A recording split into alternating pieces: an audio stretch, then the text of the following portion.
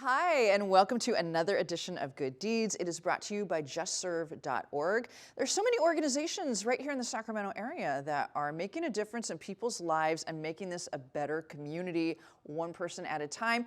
You can get involved with so many of them through donations or volunteering your time, and justserve.org is a wonderful place to find nonprofits, connect with them, and start making a difference in this community.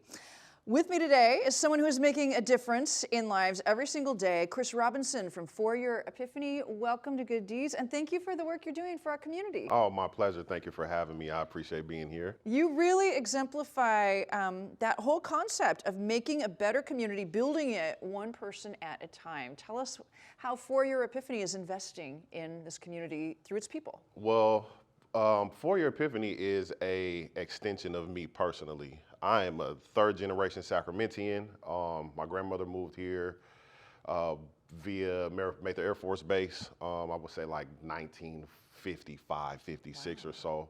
My uncles and my mother went to school at Cordova High School, and then they had kids, and I'm third generation, so Sacramento means everything to me. I'm a Sacramento City Unified School District kid. I went to Marion Anderson. I grew up in Oak Park. Went to Father Keith McKinney, Sac High, Cal Middle School. So like I navigated Sacramento, right, in the early 90s, late 80s. So I've been able to not only thrive in life in Sacramento, but navigate things that most folks have not been able to navigate and become successful at. Yeah. So when I say lived experiences and like a practitioner of learning how to be successful, like I truly mean that. Like I'm a nationally recognized organization. I'm a chairman of workforce development for My Brother's Keeper Sacramento, which is under the Obama Foundation. Partner with Sierra Health Foundation. We served over 7,000 hours of mentorship, 10,000 kids in the last 12 years, a ton of things. Globally recognized, award-winning organizations and curriculum, like things that we just created from having lived experiences in Sacramento. But the beautiful thing is I wasn't always this award-winning kid, right? That wasn't me. I just celebrated 38 years, and I took my birthday to kind of go back and ponder, like, how did I get here? What did I learn this year? And I literally dropped out of school in 4th grade. Wow. Yeah, I had a teacher that didn't like black boys, and she basically was like, you guys are not gonna be able to do anything. There's no success that's coming to you. It's not possible. You might as well stop trying. You should give up. I physically stopped going to school in 4th grade. I thought my mom was gonna kill me, so I went back to school, right? Because I didn't want any problems with mom. But I was in school physically, but mentally I was elsewhere. That turned into 6th grade being the last grade I graduated on time. Junior high school, I got kicked out for not behavioral issues. I wasn't a fighter, but I was like anti, how do I say this? I did not want to follow the rules, right? Yeah. But I think that's that entrepreneurial bug that was in me that folks didn't see. Sure. And went to continuation junior high in 7th grade. Don't remember 8th grade, 9th grade year. I got an F minus. Ooh, how is that even possible? I know. Me and my mom are still trying to figure that out. 10th, 11th grade, failed. Senior year, a counselor was like, hey, you're not going to graduate. And I'm like, what do you mean? She was like, you've been at school for 3 years and you have freshman credit.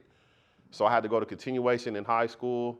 And then I got a job as a youth employment opportunity specialist at the Employment Development Department. I was 16 years old. I had a caseload of 25 youth between the ages of 16 and 25, and I was supposed to help them get their lives together. Wow. Wow, that's a lot. Right. Yeah. And I didn't have my life together. Right? Yeah. So that kind of led to me being in education for the last 20 years, 2 decades, working with folks, trying to help folks better themselves and love on themselves. And what I realized, and one of our philosophies in the nonprofit is, if I can help you fall in love with yourself and your dreams, then you'll know that anything is possible. Your behaviors will change, your actions will change, Your desires will change. You'll be more faithful to your dream, and you'll be able to walk into your own success. So like my life is literally a culmination of all of the trials and tribulations that I went through, has allowed me to develop and help other people now. Yeah. What are some of the practical things that you're doing through For Your Epiphany to help people fall in love with themselves and follow their dreams and make Sacramento a better place to live, one person at a time? That's a great question. So we have 3 signature programs. One is Blueprint, and that is for junior, elementary and junior high school kids, so 5th through 8th grade. And we actually push into the classroom, and we do growth mindset and social emotional learning lessons based off the curriculum that we developed in-house, inside the classroom with the teacher and the babies, which is unheard of. Right. Teachers are so like territorial when it comes to their space. So what we focus on in growth mindset and social emotional learning is that intrinsic motivation, right? Like what inspires you? What keeps you going? Why do you wake up every day? Who are you doing it for? What do you want to be when you're 25 years old, right? So we're talking to babies, and I call them my babies because although we're not there for many hours, the quality time that we spend with them, right? We help them see themselves. They develop a reflection. They fall in love with themselves. They understand that they're capable. That's one of the things that we pride ourselves on in Blueprint. So that's elementary and junior high school. For high school, we have a workforce development program called Future Gen, and we focus on mental health and 21st century skills. So we want to help folks get prepared to actually enter into the workforce or enter into entrepreneurship, and we give them the soft skills necessary to go into the workplace, right? In connection to that, I'm also the workforce development chair for My Brother's Keeper Sacramento. So my job is to create an ecosystem where the babies get those soft skills, and then we have a place to take them for the technical skills, depending on what career pathway they want to go into. So we do fellowships and classes. We just got done this year with, we had a fellowship of 20 youth, 20 young men from all over Sacramento County.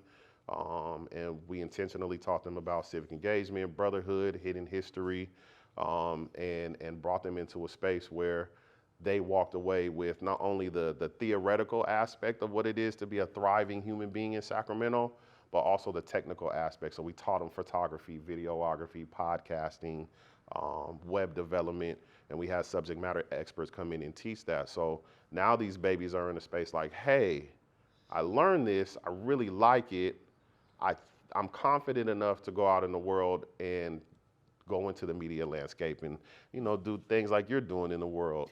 Knowledge is power. You can change the complete direction of your life with the right knowledge. So that's amazing that you're investing that into the kids at this young age. Do you have programs for adults? Absolutely. We have one specific called Pathfinders, and it's exactly what it is. How do we help you find your path that will allow you to thrive? So I believe in a holistic perspective, right? So if I'm working with your kid and you don't have the same knowledge and wisdom, there's still an unbalance for the baby, right? So if we get you as the parent or the guardian and the teacher and the kid, now we have a holistic community that all have something to attach themselves to, so that success is tangible across the whole medium of the child's life. So we focus on professional development with teachers, administrators, educators, and the community as well. Because if the baby has confidence in himself or herself and goes home and that confidence is stripped, then I almost wasted my time, and it doesn't allow space for everybody to grow. So we intentionally want to work holistically with everybody, and so. We really take pride on working with the whole family and the whole community. We're also hosting a Black Santa pop-up, right? So this is one of my mother's idea. She wanted to get a family picture with the kids, and she was like, I want to find a Black Santa. And we couldn't find one, so she made one, and then it turned into a vendor. And so we'll be at 1913 in December, hosting the event. So folks come out, support, get pictures, come have a good time. There'll be food and drinks and just a merry time celebrating the holiday. That sounds like a lot of fun. It- So anyone in the community can come? It's open to the public? Yeah, absolutely. Okay, because that sounds like a good time. It is gonna be a very good time. If you'd like to find out more about For Your Epiphany, visit the website. It's on the screen right there. And thank you so much for what you're doing in our community, and thank you for being on Good Deeds. Absolutely, it was a pleasure. Thank you for having me.